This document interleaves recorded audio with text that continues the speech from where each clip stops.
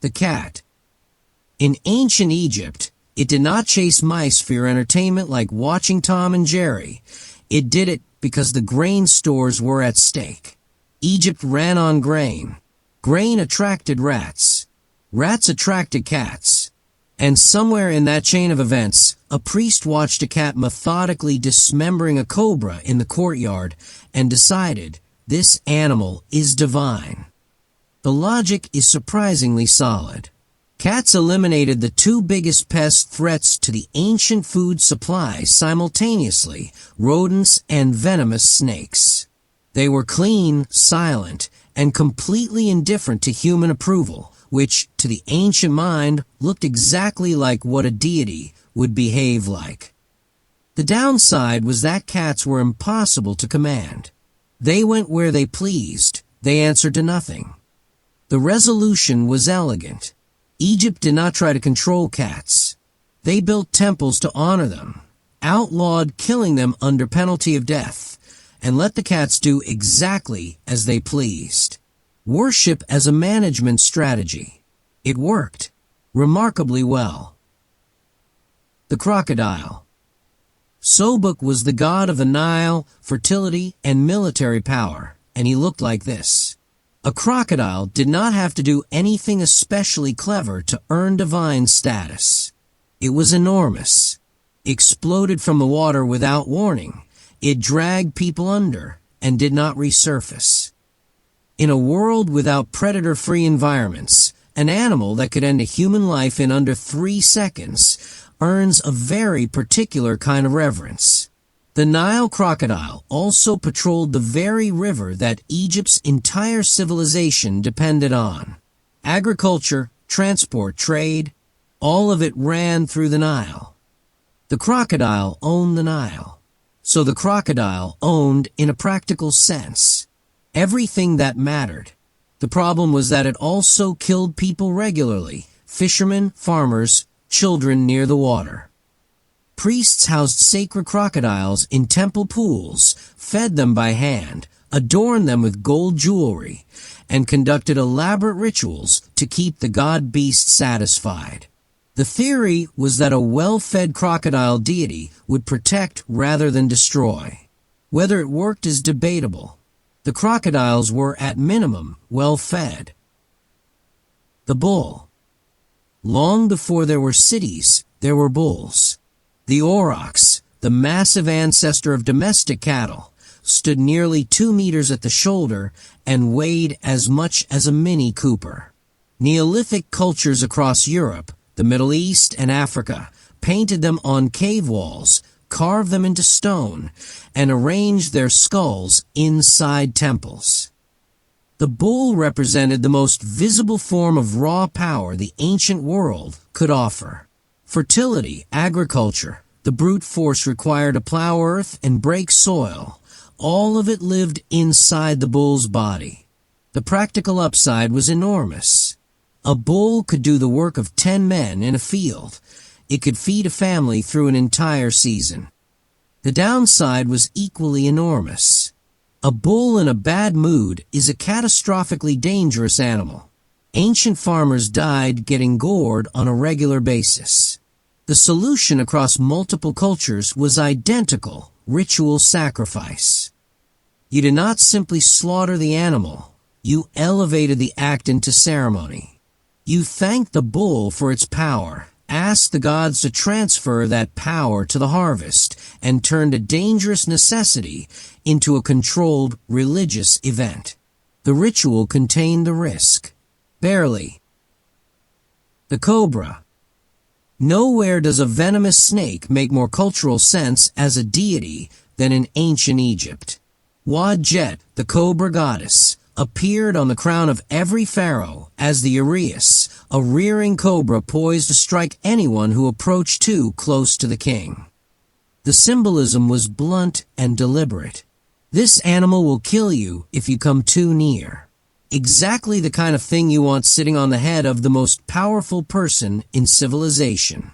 Cobras were also practical. They killed rodents and protected the same grain stores that cats defended. Two divine animals sharing the same job description. Ancient Egypt was thorough. The obvious downside is that cobras killed people. A bite from an Egyptian cobra without modern antivenom is fatal within hours. Farmers encountered them regularly in fields and storage areas. The cultural solution was to treat every cobra sighting as a potential divine visitation, requiring respect rather than aggression. You did not kill the cobra. You stepped back.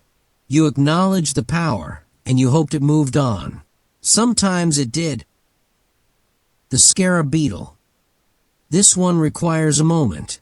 A small, unremarkable beetle, roughly thumbnail size, that spent its entire life rolling balls of animal dung across the ground, became Khepri, the god of the rising sun, and the force behind rebirth itself. The reasoning was visual and poetic. Ancient Egyptians watched the scarab push a perfect sphere across the sand each morning, mirroring the sun rolling across the sky. From that dung ball, new beetles eventually emerged, life appearing from what seemed like nothing. To a culture trying to understand creation, resurrection, and the mechanics of the cosmos, this beetle was performing a live demonstration every single day. The downside, and there is one, is that scarab beetles are drawn to waste. Sacred temples, food stores, and human settlements produced exactly the material scarabs required. Managing a divine animal that thrives on decay required spiritual flexibility. The resolution was symbolic detachment. You did not worship the dung. You worshiped the motion, the rolling, the emergence, the eternal return. The Ibis. Thoth, the Egyptian god of writing, wisdom, and the moon, had the head of a wading bird that eats frogs and insects in shallow water.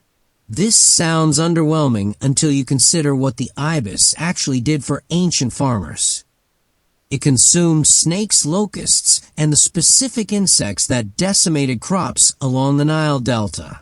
The ibis was the ancient world's biological pest control, arriving seasonally, cleaning the fields, and moving on without being asked.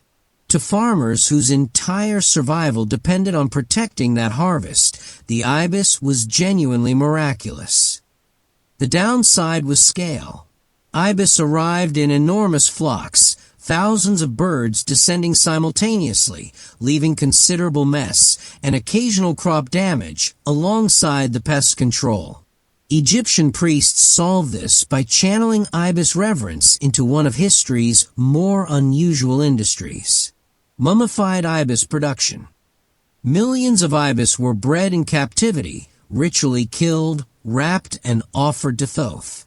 Archaeologists have found ibis mummy caches containing 4 million individual birds.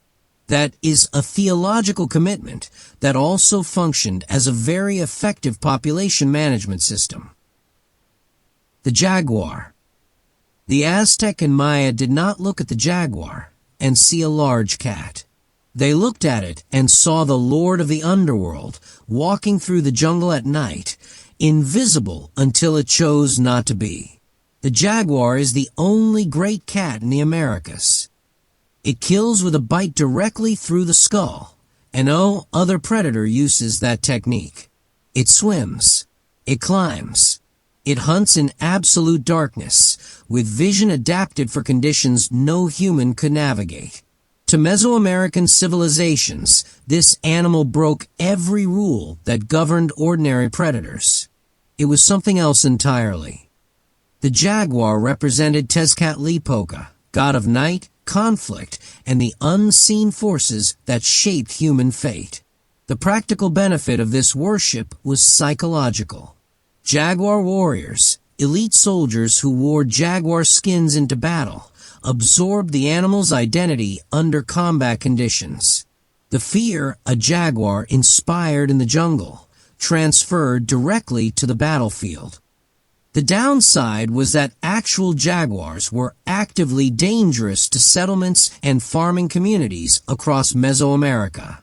The worship structure handled this through strict prohibition. You did not kill a jaguar casually.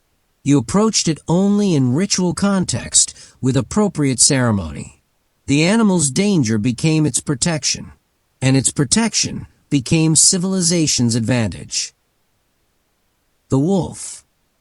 Norse tradition gave Odin two wolves named Jerry and Freki, greed and hunger, who sat at his feet and consumed everything he offered. Roman mythology handed the origin of Rome itself to a she-wolf who nursed Romulus and Remus into survival. Across the ancient northern world, the wolf was not merely feared, it was studied. It ran in organized packs with clear hierarchy, coordinated hunts, and territorial defense patterns that resembled tribal warfare with unsettling accuracy.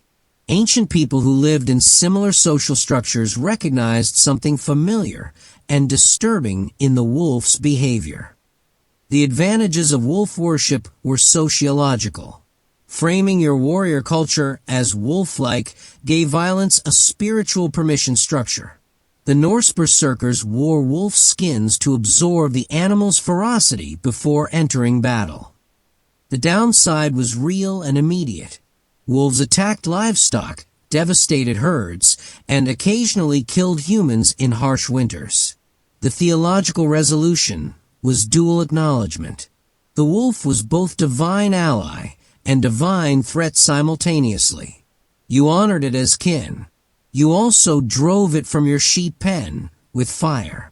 Ancient religion was comfortable with contradictions in ways modern thinking is not.